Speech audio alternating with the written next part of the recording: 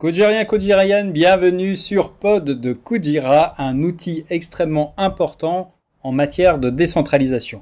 Vous le savez sans doute, la blockchain en général, celle de Codira en particulier, celle de l'écosystème Atom, et il y en a de nombreuses, mais d'une manière très générale, les blockchains sont basées sur un principe de décentralisation. C'est ce qui en fait d'ailleurs leur principal intérêt, leur principale plus-value. Un État est une blockchain, quand ils vont créer leur propre monnaie, sera une blockchain centralisée, c'est-à-dire qu'ils auront tout pouvoir, tout droit et la pleine capacité à faire ce qu'ils veulent dessus. La blockchain décentralisée, eh bien, c'est la garantie qu'en fait, n'importe qui ne puisse pas intervenir n'importe comment dessus et que eh bien, ce pouvoir soit distribué entre les différents acteurs qui sont les détenteurs de tokens et puis les validateurs, les gens qui possèdent des nœuds qui servent à sécuriser la blockchain. Là, en l'occurrence, on est sur la blockchain Comdex, il y a 80 validateurs.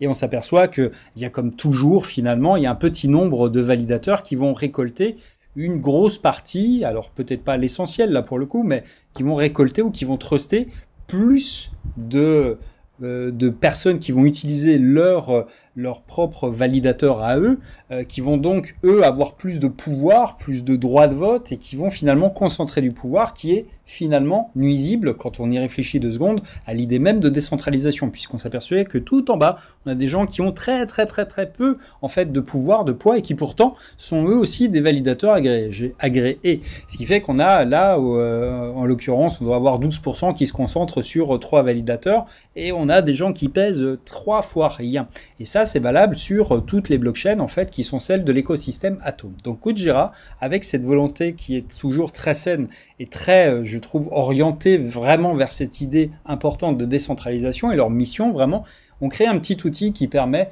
de réorganiser, de réallouer, de réajuster en fait la manière avec laquelle on va déléguer ces tokens quand on en possède et quand on les stack. Donc on a beaucoup de blockchains qui sont toutes celles de l'écosystème Atom, a priori.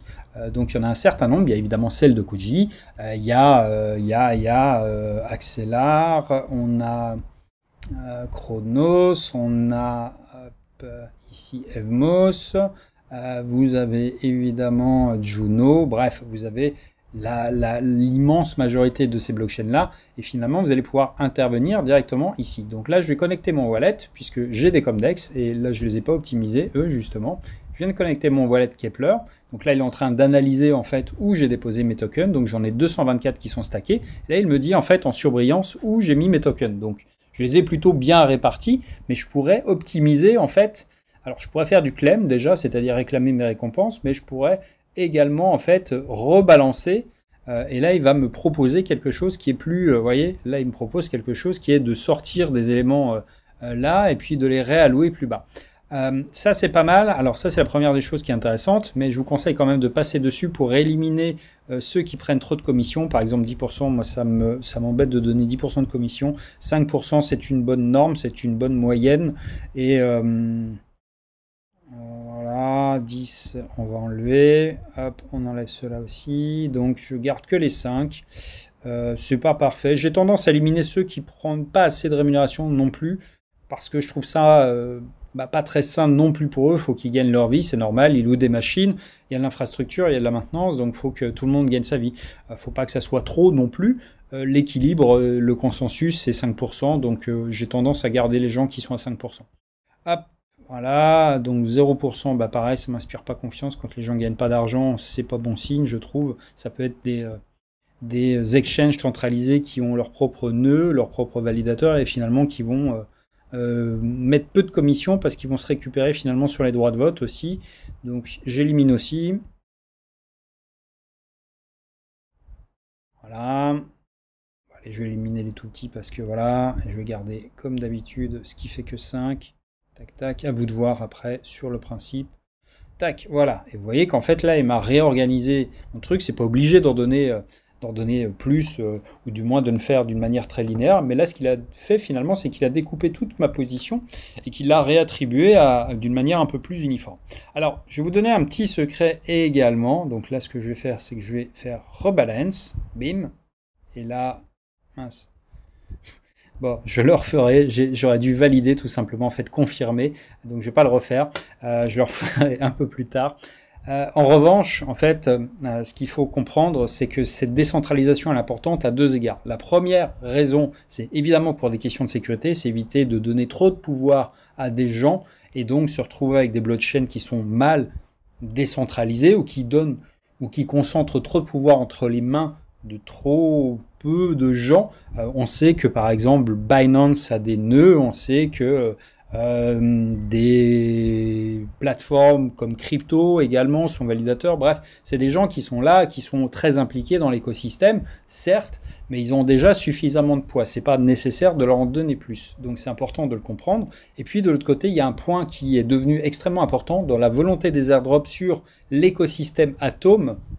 Donc Atom, dès lors que vous avez des atomes ou des Osmo ou des Juno ou d'autres projets, peu importe, eh bien vous allez potentiellement être éligible à tout un tas d'airdrops.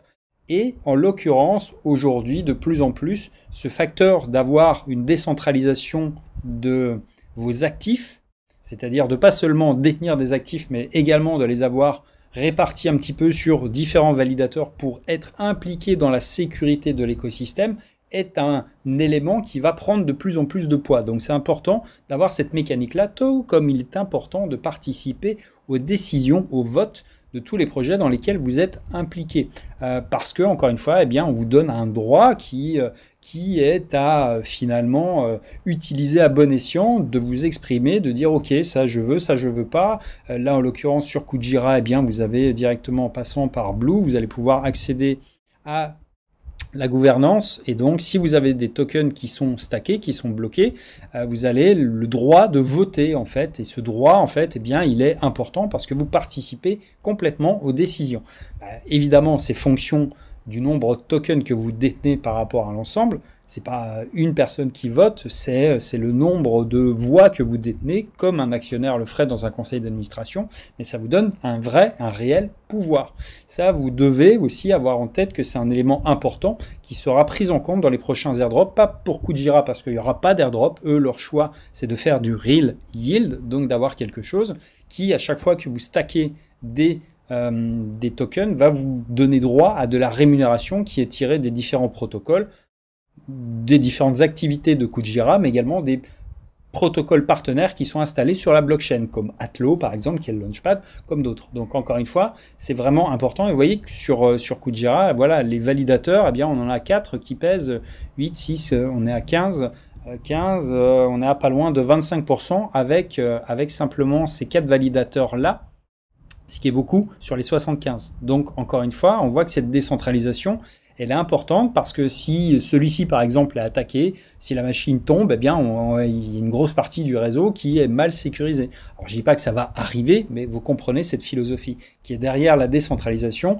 et on vous donne en fait cette possibilité et de le faire simplement en plus de déléguer, encore une fois, d'une manière beaucoup plus équitable et plus uniforme avec cet outil, encore une fois, qui est très bien pensé de Kujira, qui est Pod. Donc Pod, comme on l'a vu, hop, on va revenir dessus, c'est pod.kujira.app et vous allez pouvoir de cette manière-là aller optimiser la manière avec laquelle vous sécurisez la blockchain sur toutes les blockchains de l'écosystème ou presque de l'écosystème Atom Cosmos. Donc encore une fois, c'est vraiment quelque chose que vous devez prendre très au sérieux, soyez impliqués finalement. Voilà, on a Cosmos, donc on a toutes les blockchains qui sont ici réoptimisables pour faire en sorte de participer activement à la vie, à l'écosystème et vraiment, encore une fois, sécuriser au maximum. Bref, si cette vidéo vous a appris des choses, n'hésitez pas à mettre un commentaire, un like, à vous abonner à la chaîne puisqu'il y aura de nombreuses nouveautés à venir. On est très early sur Kujira. C'est vraiment le tout début d'une grande aventure. Je ne sais pas où elle va aller. Peut-être elle ira à la cave, peut-être elle ira à la lune. On n'en sait rien. Toujours est-il que moi je suis extrêmement excité par tous les projets, toute la philosophie qu'il y a derrière Kujira parce qu'encore une fois, le real yield, c'est vraiment quelque chose auquel je crois beaucoup. C'est-à-dire non, on n'imprime pas des tokens spécialement pour pouvoir les distribuer et dire qu'on fait 200% de revenus. Non, on va faire en sorte de créer des flux de revenus, on va créer des activités qui rapportent du vrai argent et ce vrai argent, eh bien, on va le distribuer aux actionnaires des tokens Kuji et de la blockchain, et donc faire en sorte de créer quelque chose qui soit tenable, qui soit sustainable, comme le ferait une entreprise dans la vie réelle, comme Apple, quand ils distribuent des dividendes, c'est parce qu'ils ont fait des ventes, parce qu'ils ont vendu des iPhones, parce qu'ils ont vendu des Macs, parce qu'ils ont vendu des services, et tout ça, ça contribue à avoir une manne financière qu'ils peuvent utiliser pour rétribuer les détenteurs de leurs actions. Kujira, c'est la même philosophie qui est derrière ça, et c'est pour ça que j'y crois beaucoup à cette vision-là, et parce qu'encore une fois, ils ont d'énormes projets qui sont vraiment très ambitieux et qui sont surtout très impliqués dans ce qu'ils font et qui délivrent toujours d'une manière qui est assez formidable. Bref, je suis un grand fan de Kujira, d'où cette chaîne évidemment Kujira News. Maintenant, encore une fois, ça n'est en rien un conseil en investissement, mais voilà pour cette vidéo, à très vite.